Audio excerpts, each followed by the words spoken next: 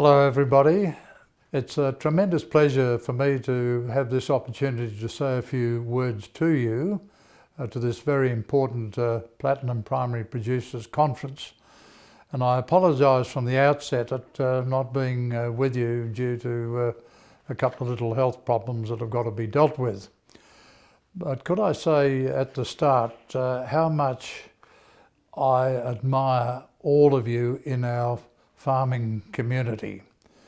I admire what you've done for our country over the last 150 odd years in helping us to achieve the prosperity that we have through your farming innovation, the produce that you make for our own consumption, and very importantly for that you export. I don't think that you get the support from the public or indeed at the political levels that you deserve, and I'll talk a little bit more about that later on. My background, of course, has been military vice-regal and then doing a lot of things post my vice-regal offices. But during both those experiences, I travelled both this country and the world very widely. And I noticed on my world travels and talking to leaders and in visiting many agricultural farming sites in many countries, things that worried me in a strategic sense, because I believe that we are approaching a time in our planetary life where it is going to be very difficult to adequately feed and water what is projected to be a 10 billion population, growing from a present 7 billion by 2050. And I say this because so much damage is being done overseas to the great river systems, to the reduction in agricultural landscapes, to poisoning of a lot of the soils in agricultural landscapes, to urbanisation, which I think make for a very tricky future in terms of this capacity to sustainably feed 10 billion people and indeed to provide the water both for drinking and for agriculture that will be required. Now, this presents, I believe, a big responsibility, but also a huge opportunity for Australian agriculture. I mean, the responsibility, I think, is to do our best through our own examples of how we manage our landscapes and how we manage our industry, to not only export a bit more food. If we doubled our export of food tomorrow, we'd feed perhaps 60 to 80 million people, which is good, but not a lot. But my personal belief is that we're able to export knowledge from this country on how to adopt best farming practice and produce clean, green and affordable food. The export of that knowledge may well help to feed 1 billion people. This would make Australia a really relevant and important country, both in our region and across the planet. But to do this, we've got to do a little bit of a stocktake of our own house, our agricultural house. And I've travelled very widely around this country, spoken to about 8,000 farmers in the process, done most of this talking in our country areas and in wool sheds and shearing sheds and wherever. And I want to try and give you a bit of a heads up on what I've seen. The first thing to suggest is that I've yet to meet the farmer who doesn't want to leave his property or her property in better condition than when they found it, when they either took it over from the parents or when they bought a place and are working it up. And that is a tremendous thing. But I've also found that in that process, whilst we've got a lot of tremendous farmers and some good science to back it, I think we've also got a few issues that we've got to do. We've got to take cognizance of. In other words, we've got to do a bit of a stocktake, as every business or activity has to do periodically, do a stocktake, see where they're at and see where they're going in the future. Therefore, I think we need a bit of a stocktake on our own situation. And the key thing that I found across the country, whilst we've got a lot of innovative farmers, as I said, backed by good science, we've also got some fundamental issues to address as a nation when it comes to looking at the health of our agricultural landscape. 470 million hectares of country, 55% of the continent. And the first critical area of issue, I believe, is in the loss of soil carbon. Soil carbon is probably the key soil health measurement criteria. It's not the only one, not the total one, but it's probably the most important. And I think it's fair to say that since we've taken up agriculture on a big scale, we've tended to mine our soil carbon stocks rather than grow them. And if we continue to do that, then we will not have a sustainable agricultural industry. So that's the first and key point to make. The question then is, how do we go about ensuring that soil carbon grows at a rate that gets us to a level that is makes for a sustainable agricultural industry forever? And that level needs to be probably somewhere around about 4 or 5%, whereas at the present time we're probably averaging somewhere around 1 to 1.5%. Well, again, from my observations and speaking very much as an interested layman, it seems to me that there are 4 essential criteria to a healthy agricultural landscape. The first is in the soil itself. To be able to make those 7 billion microbes in any handful of soil, healthy soil, happy little chappies, if I can put it that way. In other words, we've got to be able to make sure that the microbial, fungal and nutrient functions in our soil are functioning properly. The second criteria is to ensure that sufficient water is getting into the soil and then transiting through back into the plants, up into the atmosphere, and then hopefully evaporating later on and condensing and falling as local rain. Now, it's a simple fact that about 50% of our rainfall is evaporating rather than getting into the soil and transpiring. And that's some 25 times the quantity of water in every dam in this country. That is a huge and unnecessary loss of an essential ingredient, our water source. The third aspect, of course, relates to the top cover or the plants. Again, it's axiomatic, it's absolutely of fundamental truth that if we're going to have a healthy soil and get carbon back into the soil, then you've got to have a diversity of top cover, whether it's in crops or orchards or trees or grasses or what have you. Diversity adds to soil health, carbon.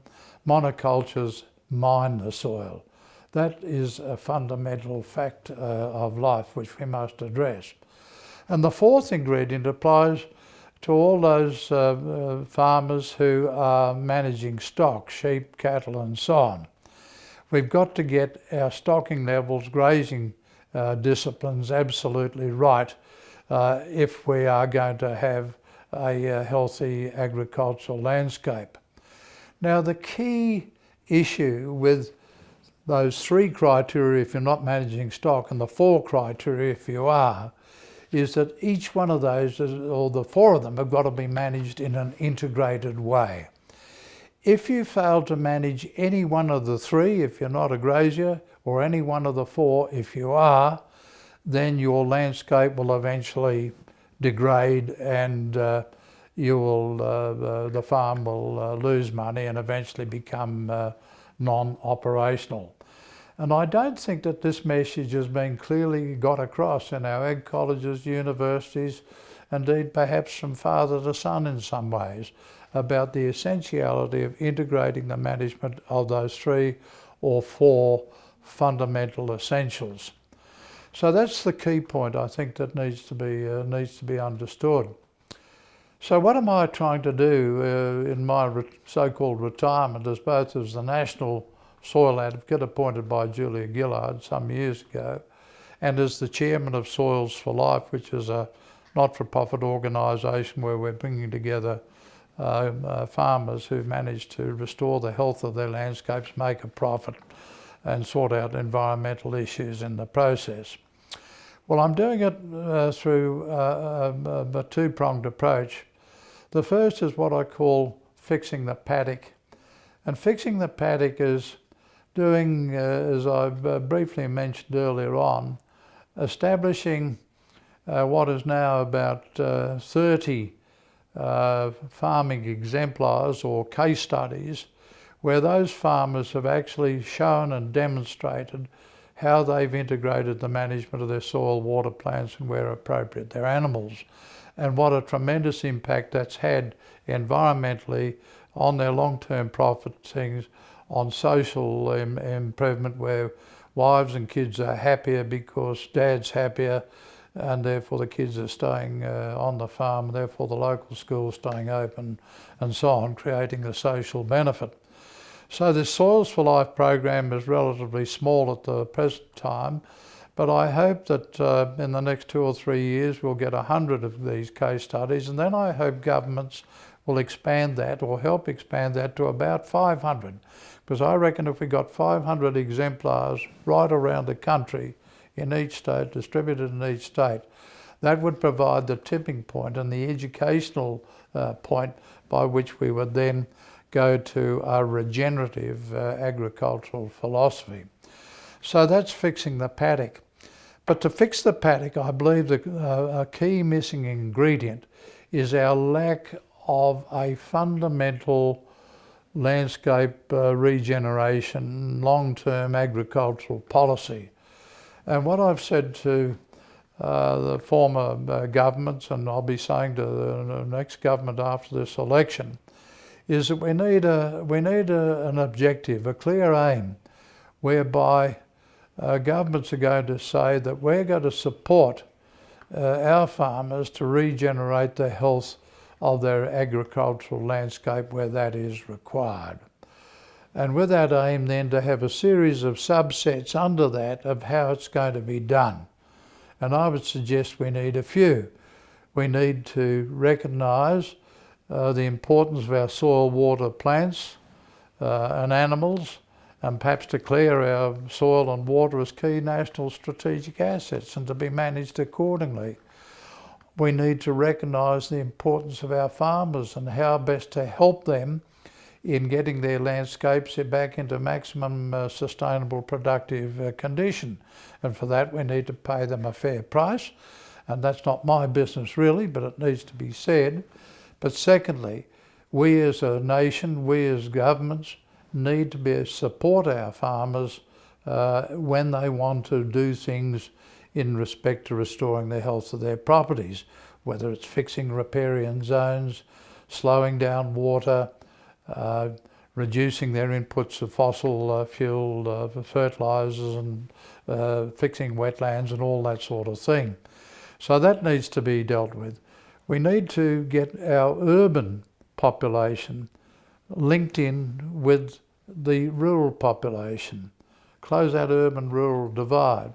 And the way I'm suggesting that is to put a garden in every primary and junior high school in the country, but with an agreed national syllabus, so we're all teaching from the same sheet of music and with trained teachers to do it.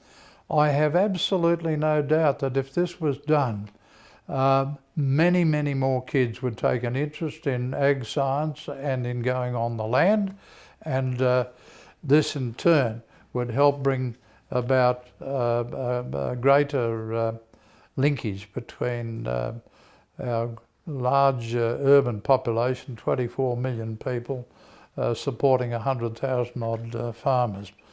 And the next thing I think we've got to do is to look at the science that supports our farmers.